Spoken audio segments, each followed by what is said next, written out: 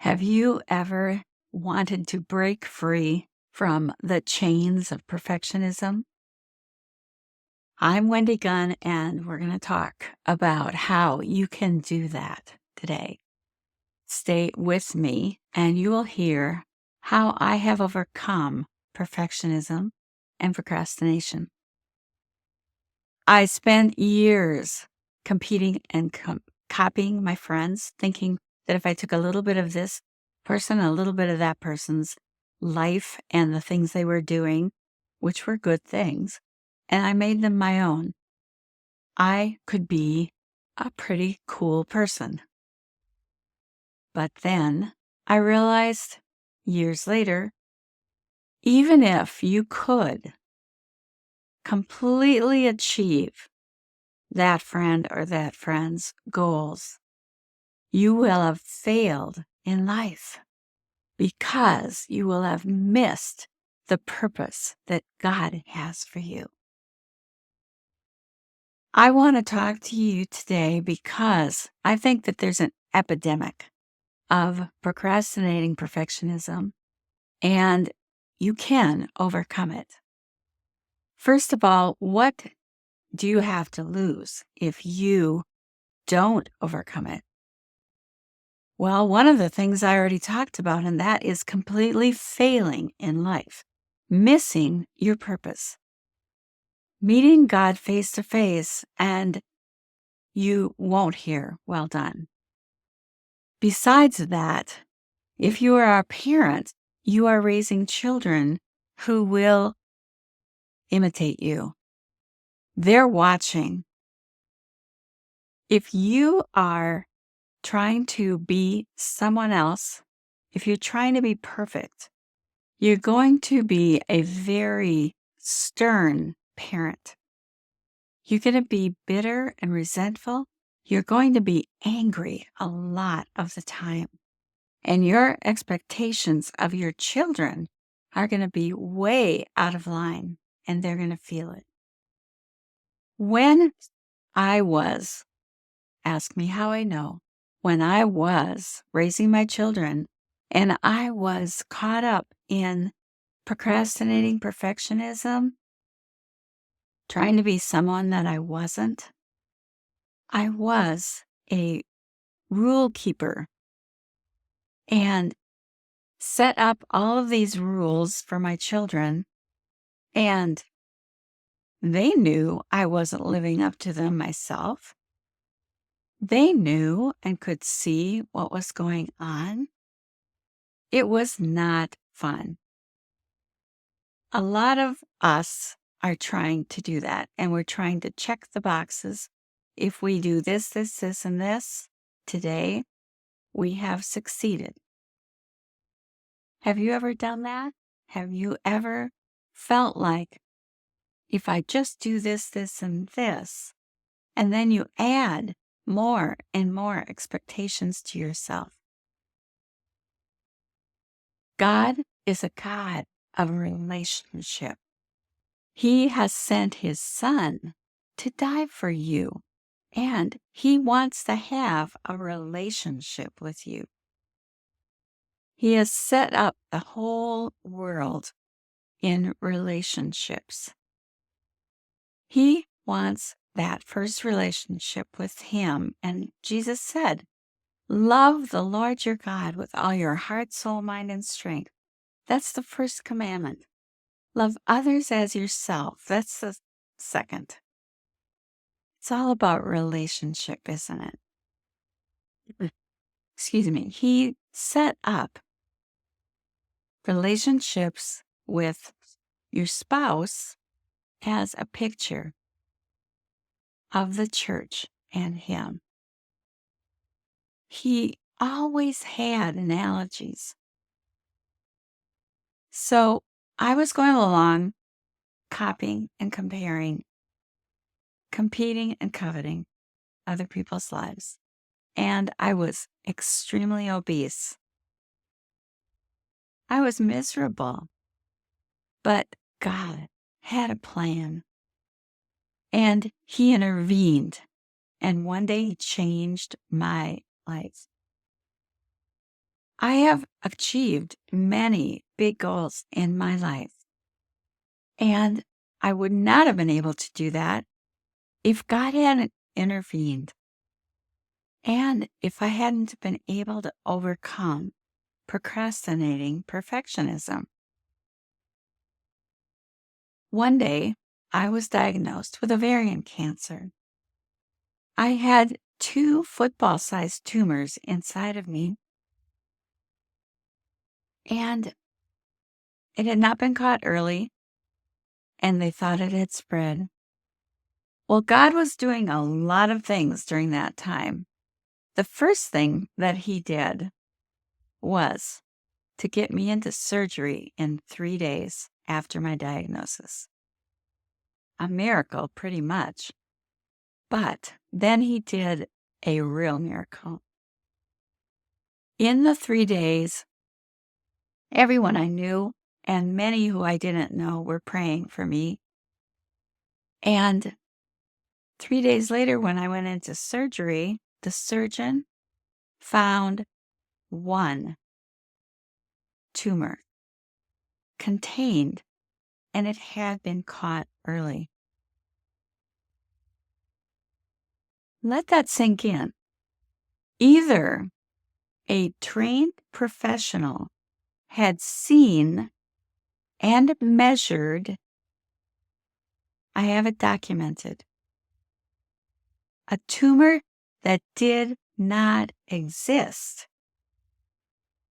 or God did a miracle.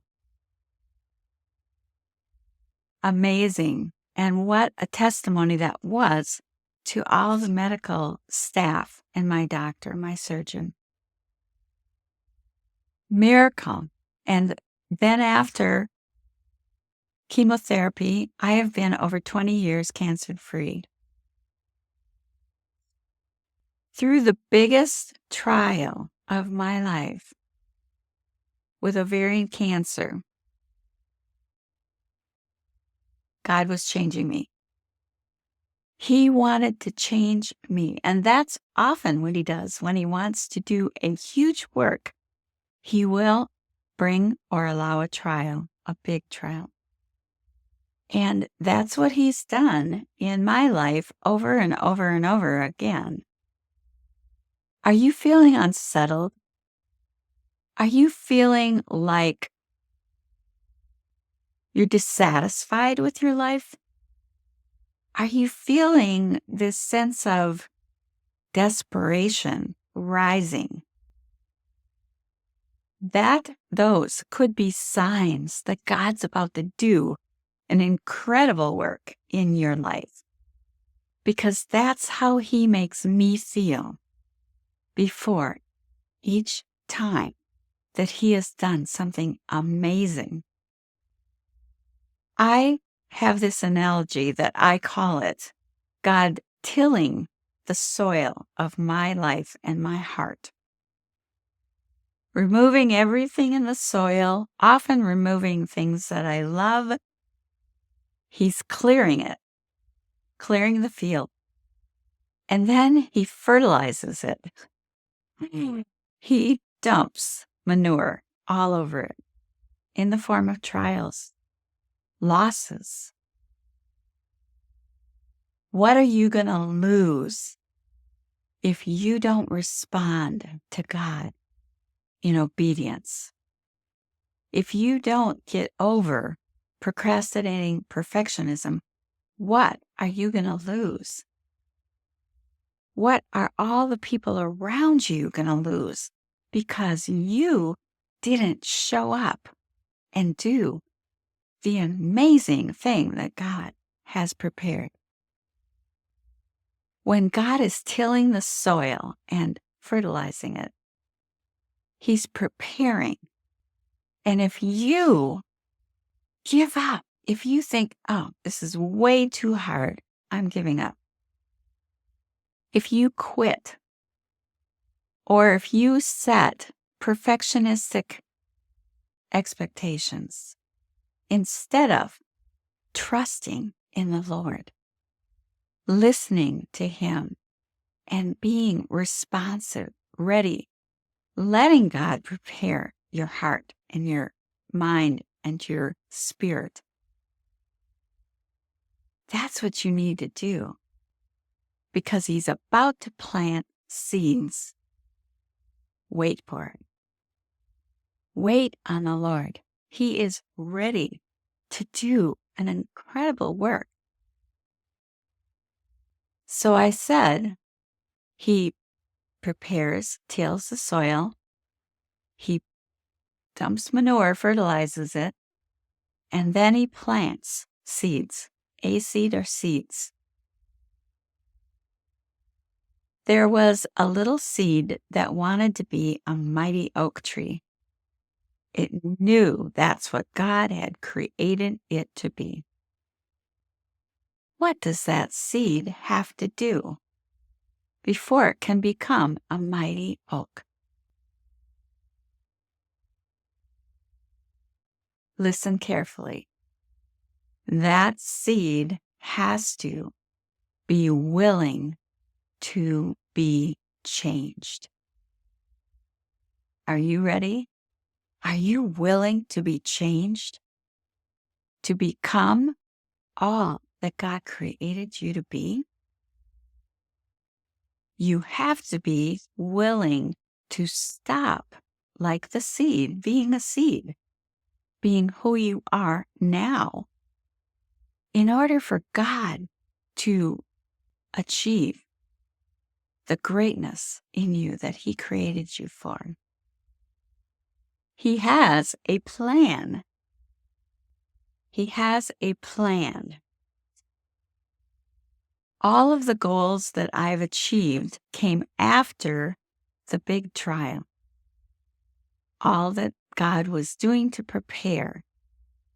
And then He planted a seed, a desperation in me to be healthier. I said I was obese, very obese.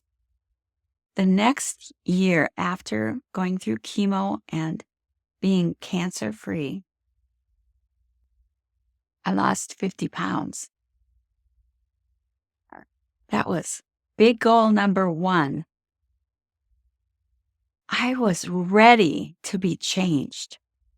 I felt like it was life and death. And that's what you have to feel like with God's seeds in you.